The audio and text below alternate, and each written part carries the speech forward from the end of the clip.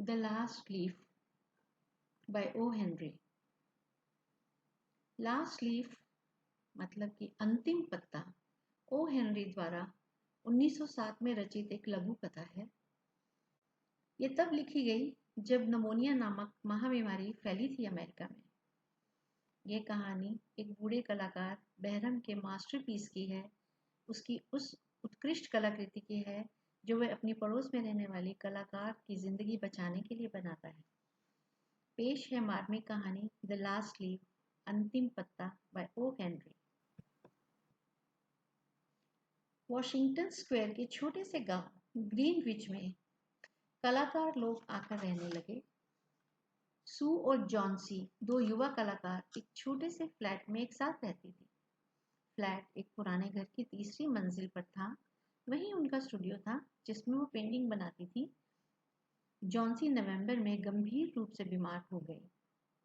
उसे निमोनिया हो गया था। महामारी वैसे भी वहां उन दिनों फैली हुई थी, जिसकी चपेट में जॉन्सी भी आ गई।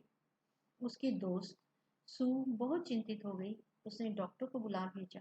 डॉक्टर हर रोज जॉन्सी को देखने आता, पर उसकी हालत में कोई सुधार नहीं हो रहा था।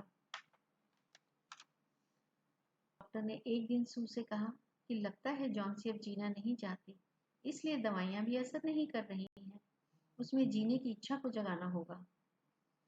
सू ने अपनी तरफ से जॉन्सी का बहुत ख्याल रखा, बहुत प्रयत्न किए कि जॉन्सी अपने चारों ओर की चीजों में रुचि ले, पर जॉन्सी स्थिर अपने बिस्तर पर लेटी रहती, कोई प्रतिक्रिया नहीं देती एवं खिड़की से बाहर देखती रहती और कुछ गुदगुदाती रहती।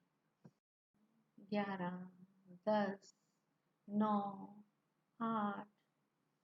सू ने चिंतित होकर खिड़की के बाहर देखा। उसने देखा कि एक आईवी की बेल उनकी खिड़की के सामने वाली ईंट की दीवार तक चढ़ी हुई है। बाहर तेज हवा से बेल के पत्ते झड़ रहे थे। सू ने जॉन्सी से पूछा कि क्या बात है। जॉन्सी धीमी आवाज में बोली, वह अब तेजी से गिर रहे हैं। 3 दिन पहले इस पर 100 पत्तियां थी, अब सिर्फ 5 बची हैं। जब आखिरी पत्ता गिर जाएगा मैं मर जाऊंगी। सू उसकी इस सोच पर बहुत हैरान हुई, चिंतित हुई। जॉन्सी ने फिर पूरे विश्वास से कहा कि आज वो खिड़की पर पर्दा ना लगाए।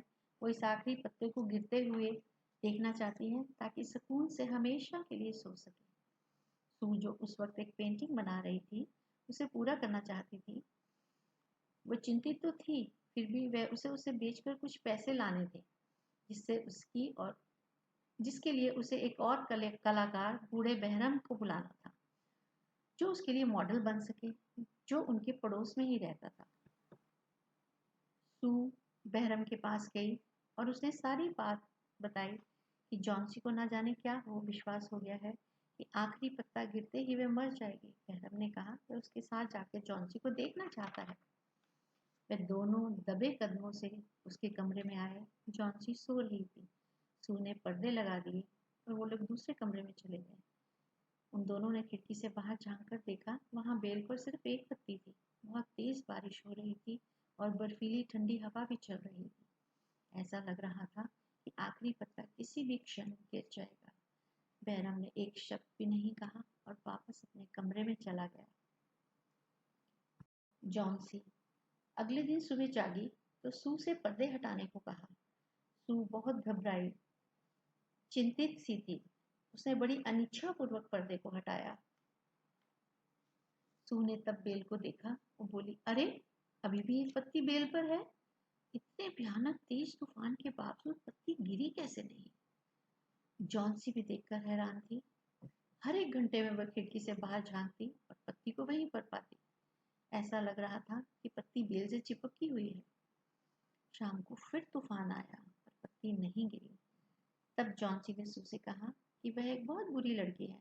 इतने प्यार से देखभाल करने के बावजूद मैंने तुम्हारा सहयोग नहीं किया एवं मरने की इच्छा रखने लगी। यह एक पाप है।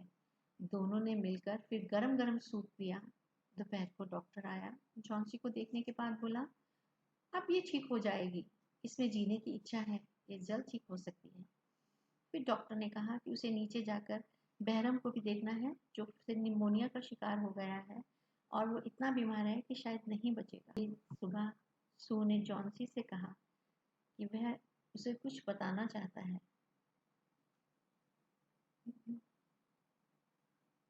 आज सुबह ही बहरम को निमोनिया से मौत हो गई है। वह सिर्फ 2 ही दिन बीमार रहा। जिस दिन डॉक्टर ने उसे देखा उसके कपड़े गीले थे और वह कांप रहा था। वह उस तूफानी रात में बाहर था। डॉक्टर को एक सीढ़ी व जलती हुई लालटेन उसके बिस्तर के पास मिली। कुछ ब्रश, कुछ रंग भी। जॉन्सी खिड़की के पास ध्यान से देखो। क्या तुम्हें आश्चर्य नहीं हो रहा कि तेज हवा चलने पर भी पत्ती हिलती तक नहीं?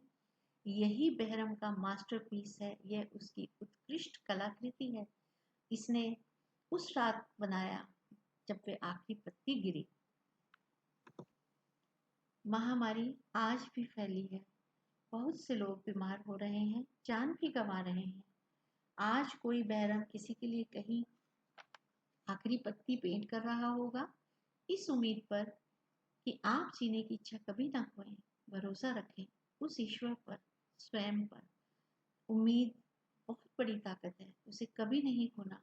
उसका दामन हमेशा थामे रखना। धन्यवाद।